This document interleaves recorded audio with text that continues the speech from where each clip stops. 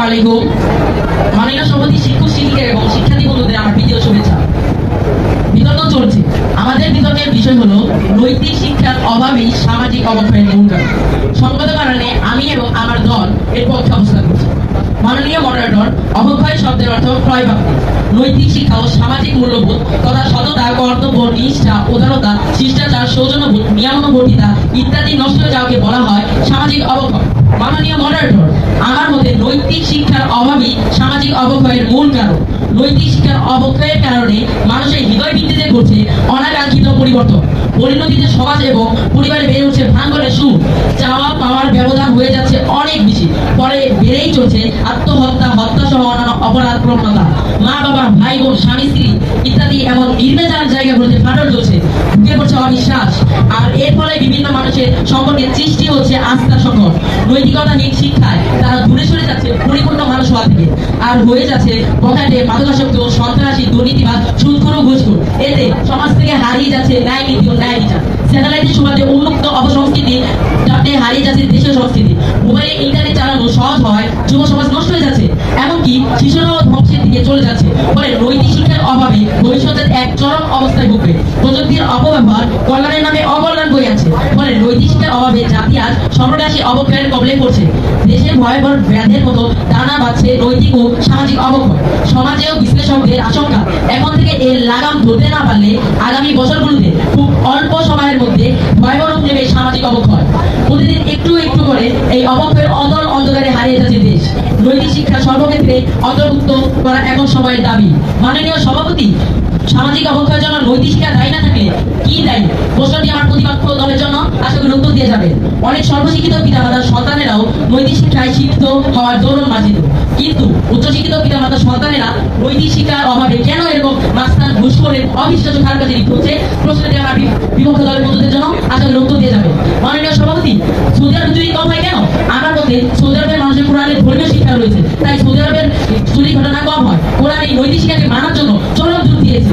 Saudi আরবে এখন একটি নিয়ম রয়েছে, কোনো মানুষ যদি চুরি করে তাহলে সে যে হাত দিয়ে চুরি করে তার সেই হাতটি কেটে দেওয়া হবে। এই নিয়মটি এখনো সৌদি আরবে রয়েছে। আইনের কঠোর প্রয়োগ এই ক্ষেত্রে ব্যক্তির নৈতিকতা রক্ষা করবে। মাননীয় সভাপতি, বিশ্বের যে সকল দেশে নৈতিক শিক্ষার ঘাটতি রয়েছে সে সকল দেশে নৈতিক অপরাধ বেশি।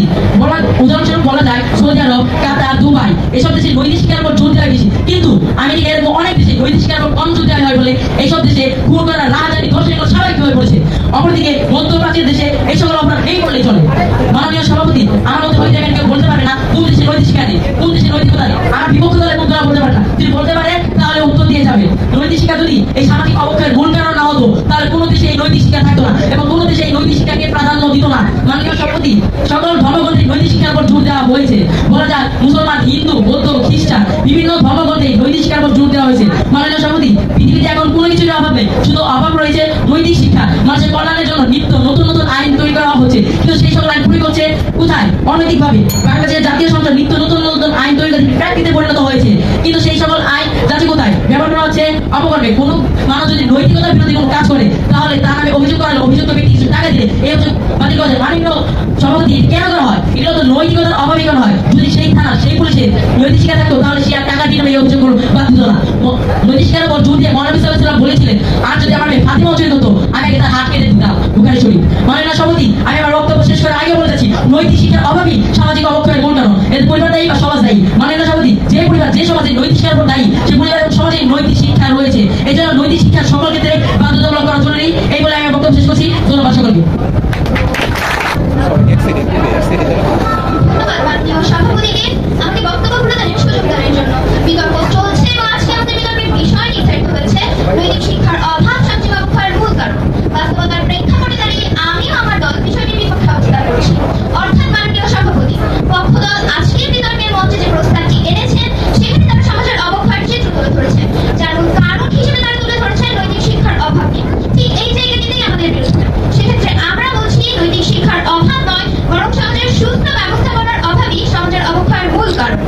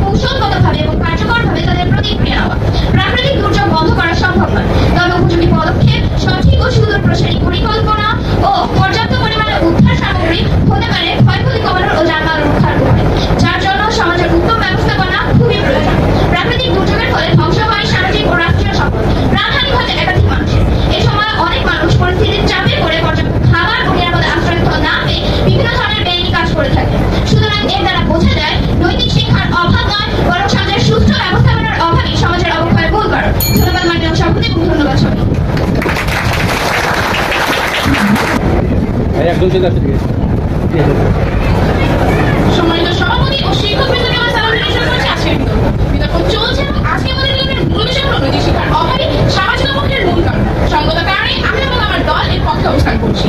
মাননীয় মডারেটর, শিক্ষা ও নৈতিকতা এই চারটির সঙ্গে ওতপ্রোতভাবে জড়িত। শিক্ষা একজন ব্যক্তিকে অন্ধকার থেকে আলোতে নিয়ে আসার, নৈতিকতা মানুষের জীবনকে সুন্দর ও সমৃদ্ধ করে তোলে। এজন্য সমাজে একজন মানুষ সৎ, চরিত্রবান, আল্লাহর প্রিয়, দেশপ্রেমিক ও দায়িত্বশীল হচ্ছে, যার ফলে বর্তমান সমাজের জন্য নৈতিক শিক্ষা অনেক গুরুত্বপূর্ণ। আজ আমাদের সমাজে নৈতিক শিক্ষার সঠিক প্রয়োগ না থাকায় অপরাধ বেড়েই চলেছে। অনৈতিকতার প্রভাবে নৈতিকতা প্রায় বিলুপ্ত। পিতামাতা পাচ্ছে না তাদের সেবা, সন্তান পাচ্ছে না তার অধিকার, শিক্ষক পাচ্ছে না তার সম্মান, ছাত্র পাচ্ছে না তার সঠিক শিক্ষা।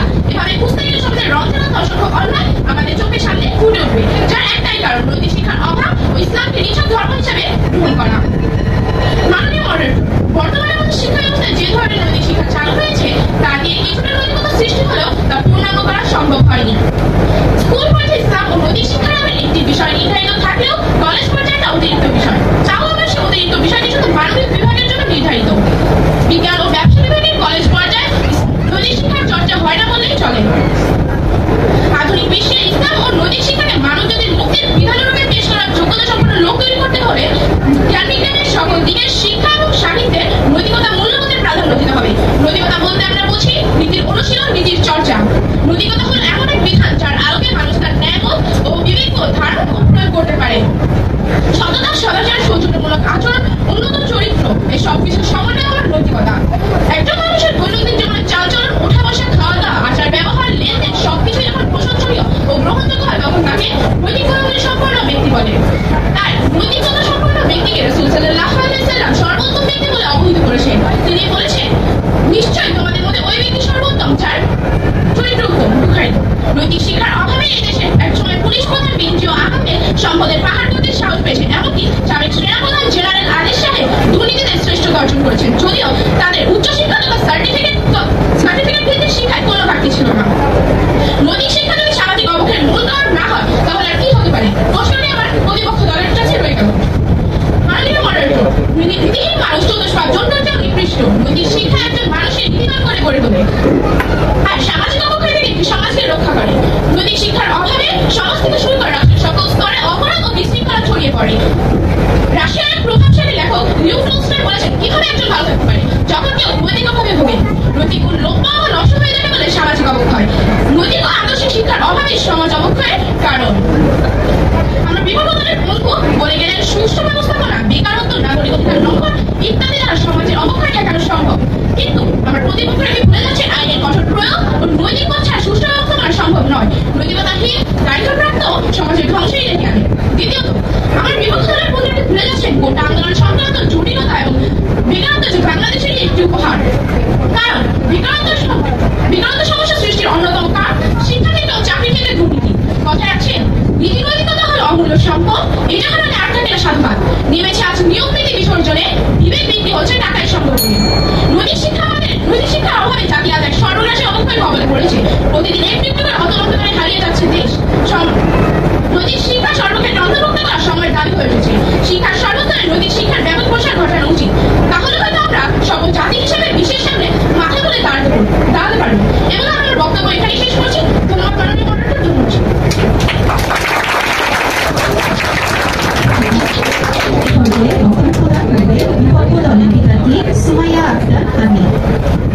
ধন্যবাদ মাননীয় সভাপতিকে আমাদের উদ্বোধন করার জন্য। চলছে আজকে আমাদের মূল বিষয় শিক্ষার অভাবই সামাজিক অবক্ষয়ের মূল কারণ। যুক্তিযুক্ত কারণে আমি এবং আমার দলের সদস্যরা এর বিরুদ্ধে অবস্থান করছি। মাননীয় সভাপতি, আমার প্রতিপক্ষ দলে দ্বিতীয় বক্তা বলে গেলেন, শিক্ষক পাচ্ছে না তার মর্যাদা, বাবা পাচ্ছে না তার সম্মান। একজন বাবা মা চেষ্টা করে তাদের সম্মান সন্তানকে ও ছাত্রকে নৈতিক শিক্ষা প্রদান করে, কিন্তু বাবা মা এসব শিশু সমাজের রীতিনীতি না মানার চেষ্টা করার কারণে সমাজের বাবা মা পাচ্ছে না তার সম্মান এবং শিক্ষক তার মর্যাদা পাচ্ছে না। মাননীয় সভাপতি, এই পর্যায়ে আমি ব্যাখ্যা করছি সমাজের অবক্ষয়ের তৃতীয় ক্ষেত্রটি, অর্থাৎ অপরাধের শাস্তির উপর। অপরাধগুলো সেই ধরনের কাজ যা আমাদের সমাজ ব্যবস্থাপনায় অনেকাংশে নেতিবাচক প্রভাব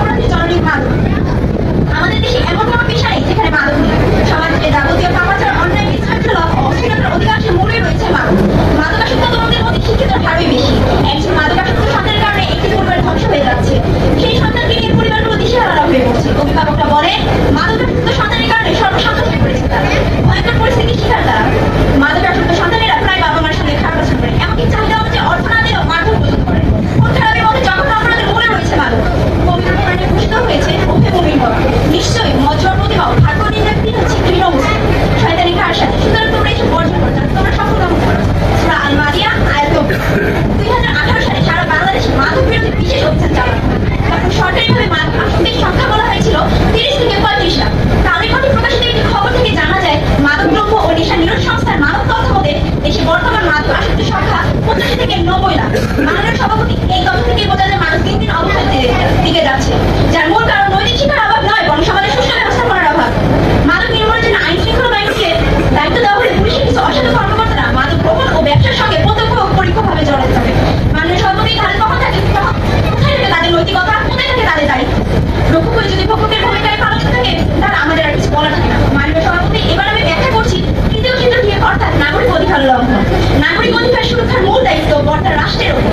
শ্রেণী বৈষম্যের কারণে কিংবা শাসকের পক্ষপাতিত্বের জন্য ব্যক্তির অধিকার খর্ব হতে পারে। শোষণের নানা মাত্রিক অপরাধে মানুষ তার বেঁচে থাকার অবলম্বন হারাতে পারে। এই জন্য রাষ্ট্রের অন্যতম লক্ষ্য ও দায়িত্ব হলো নাগরিকের জন্য আইন শাসন, মৌলিক মানবাধিকারের জন্য ন্যায় বিচার প্রতিষ্ঠা ও রাজনৈতিক, অর্থনৈতিক, সামাজিক অধিকার নিশ্চিত করা।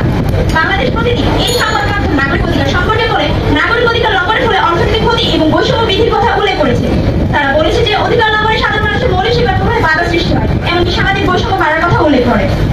নাগরিক অধিকার লঙ্ঘনের ফলে সমাজে বিভিন্ন ধরনের ক্ষতি হয়, এর মধ্যে অসামাজিক প্রবণতা বৃদ্ধি, মৌলিক অধিকার হরণ, নাগরিক সচেতনতা কমে যাওয়া, সরকারের প্রতি অনাস্থা, সামাজিক বৈষম্য বৃদ্ধি ও অর্থনৈতিক ক্ষতি। এ ধরনের ক্ষতি সমাজের শান্তি ও স্থিতিশীলতার জন্য হুমকি হয়ে দাঁড়ায়। মাননীয় সভাপতি, নাগরিক অধিকার লঙ্ঘনের ফলে যে সমাজে যে বিশৃঙ্খলা সৃষ্টি হয়, তার জন্য কি দায়ী নয় সমাজের সুষ্ঠু ব্যবস্থাপনার অভাব? প্রশ্নটি হলো আমার প্রতিপক্ষ বন্ধুদের কাছে। সুতরাং মাননীয় সভাপতি, সমাজের এরূপ অবস্থার থেকে বোঝা যায় সমাজের এরূপ অবস্থার জন্য দায়ী নৈতিক শিক্ষার অভাব নয়, বরং সমাজের সুষ্ঠু ব্যবস্থাপনার অভাব।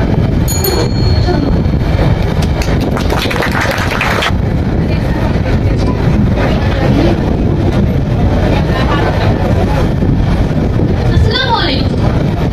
মাননীয় মডারেটর, বিতর্ক চলছে। আজকে আমাদের বিতর্কের বিষয়বস্তু হলো নৈতিক শিক্ষার অভাবই সামাজিক অবক্ষয়ের মূল কারণ। সঙ্গত কারণে আমি এবং আমার দল এর পক্ষে অবস্থান করছি। মাননীয় মডারেটর, প্রতিপক্ষ দলের কর্মীরা বলে গেলেন যে পেটের দায়ে মানুষ চুরি, ছিনতাই, ডাকাতি, এমনকি কাউকে অপহরণ করে টাকা আত্মসাৎ করতেও দ্বিধাবোধ করেন না। ঠিক এই জায়গাটিতে আমাদের বিপত্তি। মাননীয় মডারেটর, প্রতিপক্ষ হয়তো বিতর্ক করতেই জানে না। তারা কেন বুঝতে পারছেন না মানুষের মধ্যে নৈতিকতা থাকলে সে সৎ পথে টাকা উপার্জন করতো, অসৎ পথে নয়। মাননীয় মডারেটর, আমরা দেখাচ্ছি নীতি নৈতিকতার খেলা। শিক্ষার নামে বসছে অপসংস্কৃতির মেলা। সেই নৈতিকতার আড়ালে নীতিহীনদের মেলা। সবাই বলছে ইচ্ছা মতো চালাও খেলা। নৈতিকতা মানবিক গুণাবলীর অন্যতম উপাদান। মানুষকে দায়িত্ব ও কর্তব্যবোধে উদ্বুদ্ধ করে নৈতিকতা। অনেক সময় দেখা যায় অনেক বিরাট ব্যক্তিও সমাজ বিরোধী কার্যকলাপে জড়িয়ে পড়ে, যা একজন প্রতিষ্ঠিত ব্যক্তির কাছ থেকে কল্পনাও করা যায় না। এটি কি নৈতিক শিক্ষার অভাবই হয় না? একজন অপরাধী ভিন্ন অপরাধ করার সময় যদি তার নৈতিকতা প্রভাব বিস্তার করে, তবে সে কখনোই ওই অপরাধ করতে পারে না, বরং আক্রমণ থেকেই তার প্রতিরোধ সৃষ্টি হয়। মাননীয় মডারেটর, অস্বাভাবিক ও বিকারগ্রস্ত ধর্ষণ, স্ত্রীর হাতে স্বামী খুন, স্বামী হাতে স্ত্রী খুন, মা-বাবাকে খুন করে সন্তান নিজে নিজে পুলিশকে খবর দেওয়ার ঘটনা প্রায়ই ঘটছে। শিক্ষক কর্তৃক ছাত্রী হয়রানি আগে ছিল, তবে ইদানিং বেড়ে গিয়েছে। ধর্ষণের ঘটনাকে নিয়ন্ত্রণ করার জন্য সরকার ধর্ষককে মৃত্যুদণ্ড দেওয়ার আইন পাশ করেও তা নিয়ন্ত্রণ আনা যাচ্ছে না। এর মূল কারণ হলো নৈতিক শিক্ষার অভাব। আইন প্রয়োগ সঠিকভাবে হচ্ছে না। এর কারণ হচ্ছে আইন শাসন ও বিচার বিভাগের নৈতিকতার অভাব। মাননীয় মডারেটর, কিশোর গ্যাংয়ের বখাটেপনায় দেশবাসী অতিষ্ঠ হয়ে পড়েছে। আইন শৃঙ্খলা বাহিনী প্রতিনিয়তই কিশোর গ্যাংকে গ্রেফতার করে জেলে পাঠাচ্ছে, কিন্তু পরিবেশ পরিস্থিতির কোনো উন্নতি হচ্ছে না। কিশোর গ্যাং দিনে দিনে কেন অনিয়ন্ত্রিত হয়ে পাচ্ছে সেটা সরকার তুলে দিচ্ছে না। সরকারের 5 মিশন নীতি সামাজিক সব অপক্ষয়ের জন্য দায়ী। সরকার আকাশ সংস্কৃতির দরজা খুলেছে। এসবই হয়েছে নৈতিক শিক্ষার অভাবে। যদি মানুষের মধ্যে নৈতিকতা থাকতো, তবে তারা এই ধরনের অপরাধ করার সাহস পেত প্রশ্ন থেকে গেল প্রতিপক্ষের কাছে।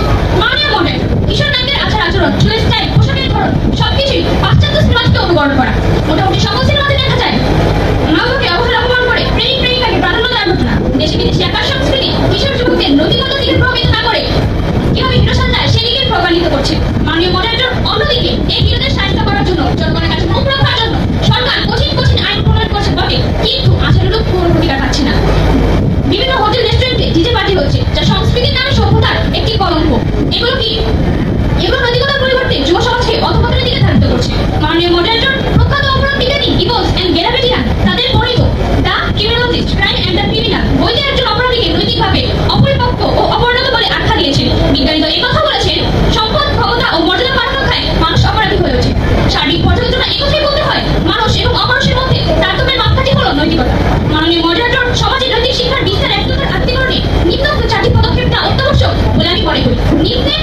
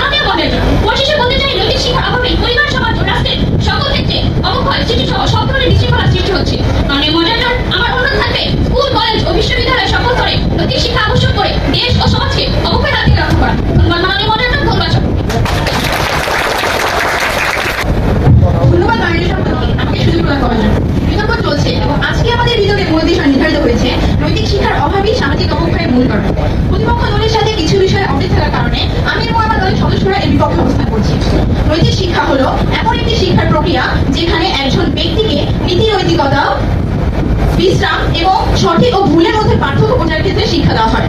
আমার প্রতিপক্ষ দলের সদস্য বলে গেলেন যে চুরি, ডাকাতি, খুন খারাপি ও মানবীয় মতো অপরাধের মূল কারণ হচ্ছে নৈতিক শিক্ষার অভাব। কিন্তু আমাদের মতে নৈতিক শিক্ষার অভাব নয়, বরং সমাজের সুষ্ঠু ব্যবস্থাপনার অভাবই এসব জঘন্য অপরাধের মূল কারণ। হ্যাঁ মাননীয় সভাপতি, সমাজের সুষ্ঠু ব্যবস্থাপনার অভাবেই এসব জঘন্য অপরাধ ঘটছে। মাননীয় সভাপতি, এই পর্যায়ে ব্যাখ্যা করছি সামাজিক অবক্ষয়ের ষষ্ঠ ক্ষেত্রটি, অর্থাৎ শিশুশ্রম। দক্ষিণ এশিয়ার একটি গুরুত্বপূর্ণ ও ভয়াবহ সমস্যা হলো শিশুশ্রম। শিশুশ্রম হলো এমন একটি সমস্যা যেখানে শিশুদের তাদের বয়স অনুযায়ী উপযুক্ত শিক্ষা, বিশ্রাম এবং খেলার সময় না দিয়ে তাদেরকে শ্রমে নিযুক্ত করা হয়। বাংলাদেশ জাতীয় শ্রম আইন 2006 অনুযায়ী 14 বছরের কম বয়সী শিশুদের কাজ করানো হলে তা শিশুশ্রমের অন্তর্ভুক্ত বলে গণ্য হবে। বাংলাদেশের প্রেক্ষাপটে অর্থনৈতিক দুরবস্থা হচ্ছে শিশুশ্রমের প্রথম ও প্রধান কারণ। লেখাপড়ার খরচ দিতে না পেরে এবং সংসারে অসচ্ছলতার গ্লানি একজন বাবা মাকে বাধ্য করে তার সন্তানকে শ্রমে নিযুক্ত করতে। সম্প্রতি পরিচালিত জাতীয় শিশুশ্রম জরিপ 2022-এর তথ্য অনুযায়ী দেশে 5 থেকে 17 বছর বয়সীর মোট সংখ্যা 3,99,60,000। তাদের মধ্যে 3,53,06,927 জন শিশু কর্মে নিয়োজিত, 17,76,097 জন শিশু শ্রমে এবং 10,68,212 জন ঝুঁকিপূর্ণ অবস্থায় কাজ করছে। স্যার PS জগদীশ কুমার শিশুশ্রম সম্পর্কে লিখেছেন, কোন শিশু যদি শ্রমসাধ্য হয় তবে একটি জাতি অশিক্ষিত এবং অশিক্ষিত। মাননীয় সভাপতি, জগদীশ কুমারের এই উক্তিটি থেকে বোঝা যায় শিশুশ্রমের কারণে সামাজিক অবক্ষয় হচ্ছে, যার মূল কারণ সমাজের সুষ্ঠু ব্যবস্থাপনার অভাব। আমার প্রতিপক্ষ দল বলতে পারে যে শিশুশ্রম কিভাবে সামাজিক অবক্ষয়ের কারণ। সেক্ষেত্রে আমি তাদের উদ্দেশ্য করে বলতে চাই, শিশুশ্রম সামাজিক অবক্ষয় সৃষ্টি করে। শিশুরা যদি কর্মক্ষেত্রে নিযুক্ত থাকে তাহলে তারা সামাজিকভাবে ও মানসিকভাবে স্বাভাবিক জীবনযাপন থেকে বঞ্চিত হয়, যা সমাজের সামাজিক উন্নয়নকে বাধাগ্রস্ত করে। শিশুশ্রম দেশের উপর নানা ধরনের প্রভাব ফেলতে পারে। এর মধ্যে মানব সম্পদ উন্নয়ন, স্বাস্থ্য প্রভাব, অর্থনৈতিক প্রভাব উল্লেখযোগ্য। শিশুশ্রম শিশুদের উপর যেসব প্রভাব ফেলে সেগুলো হলো শারীরিক স্বাস্থ্য, মানসিক স্বাস্থ্য, সামাজিক বিচ্ছিন্নতা ইত্যাদি। শিশুশ্রম নিয়ে দ্য ডেইলি স্টার নামক বাংলাদেশের একটি ইংরেজি দৈনিক পত্রিকায় বলা হয়েছে, যা শিশুশ্রমের অবস্থা, আইন ও নীতিমালা এবং এর সামাজিক প্রভাব নিয়ে প্রতিবেদন ও বিশেষ নিবন্ধ করা হয়েছে। অনেক বাবা মাই আছেন যাদের মধ্যে নৈতিক শিক্ষা রয়েছে, কিন্তু দারিদ্রতার কারণে তারা তাদের সন্তানকে শিশুশ্রমে নিযুক্ত করছে। এর মূল কারণ কি সমাজের সুষ্ঠু ব্যবস্থাপনার অভাব নয়? প্রশ্ন রইল আমার প্রতিপক্ষ দলের কাছে। আশা করি তারা আমার প্রশ্নের উত্তরটি দিয়ে যাবে। মাননীয় সভাপতি, এই পর্যায়ে ব্যাখ্যা করছি সামাজিক অবক্ষয়ের সপ্তম ক্ষেত্রটি, অর্থাৎ নেতৃত্বের অভাব। নেতৃত্বের অভাবে সামাজিক অবক্ষয়ের মূল কারণগুলোর মধ্যে রয়েছে নীতিগত সংকট। নেতৃত্বের অভাবে সামাজিক, নৈতিক এবং নীতি সংক্রান্ত সংকট সৃষ্টি হয়। এর ফলে নৈতিক মূল্যবোধ ও আদর্শের অবক্ষয় ঘটে। অসামাজিক আচরণ, নেতৃত্বের অভাবে মানুষের মধ্যে অসামাজিক আচরণ এবং সহিংসতার প্রবণতা বাড়তে পারে, যা সমাজের সম্পর্ক এবং শৃঙ্খলা ক্ষতিগ্রস্ত করে। দৈনিক সমকাল বাংলাদেশের একটি পত্রিকা যা জাতীয় এবং আন্তর্জাতিক বিষয়বস্তু নিয়ে বিশ্লেষণ এবং সামাজিক অবক্ষয় সম্পর্কিত খবর প্রকাশ করে। নেতৃত্বের অভাব এবং এর ক্ষতিকর দিক নিয়ে কিছু প্রাসঙ্গিক উক্তির মধ্যে রয়েছে দলনেতৃত্বের অভাব, ভবিষ্যৎ নিশ্চিত করতে নেতৃত্বের অপরিহার্যতা, নেতৃত্ব না থাকার কারণে দিশেহারা হয়ে যাওয়া। এই উক্তিগুলোর সম্মিলিত প্রভাব সামাজিক অবক্ষয়ের মূল উৎস হিসেবে কাজ করে এবং এটি সমাজের সামাজিক সামগ্রিক উন্নয়ন ও স্থিতিশীলতার বাধা প্রদান করে।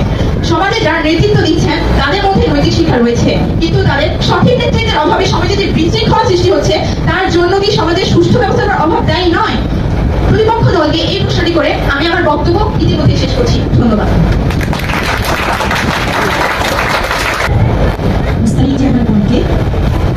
উভয় দলকেই স্বাগত জানাচ্ছি। এখন আসছে যুক্তি খণ্ডন পর্ব। এই পর্বে আমি প্রথমেই পক্ষ দলের দলনেতা মাহিম রানাকে যুক্তি খণ্ডন পর্বে তার অতিরিক্ত বক্তব্য পেশ করার জন্য আমন্ত্রণ জানাচ্ছি। ধন্যবাদ মাননীয় মডারেটরকে যুক্তি খণ্ডন পর্বে আমাকে আরো একবার বক্তব্য প্রদানের সুযোগ দেওয়ার জন্য। বিপক্ষ দলের তৃতীয় বক্তা বলে গেলেন সামাজিক অবক্ষয়ের জন্য মূল দায়ী সুষ্ঠু ব্যবস্থাপনা। আমরা সুষ্ঠু ব্যবস্থাপনাকে মূল দায়ী বলছি না, আমরা বলছি সুষ্ঠু ব্যবস্থা থেকে কারণ, কিন্তু নৈতিক শিক্ষার অভাবই সামাজিক অবক্ষয়ের মূল কারণ। মাননীয় মডারেটর, আমার বিপক্ষ দলের বন্ধুরা আরো বলেছে দারিদ্রতা সামাজিক অবক্ষয়ের কারণ। দারিদ্রতা অস্বাভাবিক বিষয় নয়, দারিদ্রতা মানুষকে কঠোর পরিশ্রমের মধ্যে শেখায়, দারিদ্রতা মানুষকে চুরি চিন্তাই করে শেখায় না। মাননীয় মডারেটর, এইটা আমরা এই তথ্য দ্বারা আমরা প্রমাণ করলাম, বিপক্ষ দল এই তথ্য দিব। মাননীয় মডারেটর, বিপক্ষ দলের বন্ধুরা আরো বলেছে সুষ্ঠু ব্যবস্থাপনা অভাব নাকি সামাজিক অবক্ষয়ের মূল কারণ। মাননীয় মডারেটর সভাপতি, মাননীয় মডারেটর, এই জায়গাটিতে বিপক্ষ দল বন্ধুরা ভুল করেছে। সুষ্ঠু ব্যবস্থাপনার পরিচালক সভাপতি অনেকেই থাকে, যদি তাদের নৈতিক শিক্ষা না থাকে তাহলে তারা সমাজ পরিচালনা করবে কিভাবে, সুস্থ ব্যবস্থা হবে কি করে, তাদের কিছু টাকা দিয়ে বিভিন্ন অপকর্মে লিপ্ত হবে। মাননীয় সভাপতি বিপক্ষ দলের বন্ধুরা সুস্থ ব্যবস্থাপনাকে সামাজিক অবক্ষয়ের মূল কারণ বলেছে। আর সুস্থ ব্যবস্থাপনা করতে মূল দায়ী এই নৈতিক শিক্ষা। তাই নৈতিক শিক্ষাই হলো সামাজিক অবক্ষয়ের মূল কারণ। এজন্য মাননীয় মডারেটর সুস্থ ব্যবস্থা নয় বরং নৈতিক শিক্ষায় আমাদের নৈতিক শিক্ষাই একমাত্র নৈতিক শিক্ষা সামাজিক অবক্ষয়ের মূল কারণ। আমার বিপক্ষ দলের বন্ধুরা আরো বলেছে বিচারের অভাব। বিচার করবে কারা? বিচারক। যদি তাদের মধ্যে নৈতিক শিক্ষা না থাকে তাহলে তারা বিচার করবে কিভাবে? এই তথ্য দিয়ে তাদের মূল। মাননীয় মডারেটর আরো বলেছে শিশু শ্রমের ফলে শিশুরা তাদের স্বাভাবিক জীবনযাপন থেকে বিরত হচ্ছে। মা বাবা তাদের শিশুকে শিশু শ্রমে পাঠিয়েছে দারিদ্রতার কারণে। দারিদ্রতার অন্যতম দায়ী দেশের অর্থ সামাজিক ক্ষেত্রে দুর্নীতি, যা শিক্ষা রোধ করা সম্ভব। মাননীয় সভাপতি, মাননীয় মডারেটর, আমার এই যুক্তিখণ্ডের পর আমি বিপক্ষ দলের বন্ধুরা যদি বলেন সমাজের সুস্থ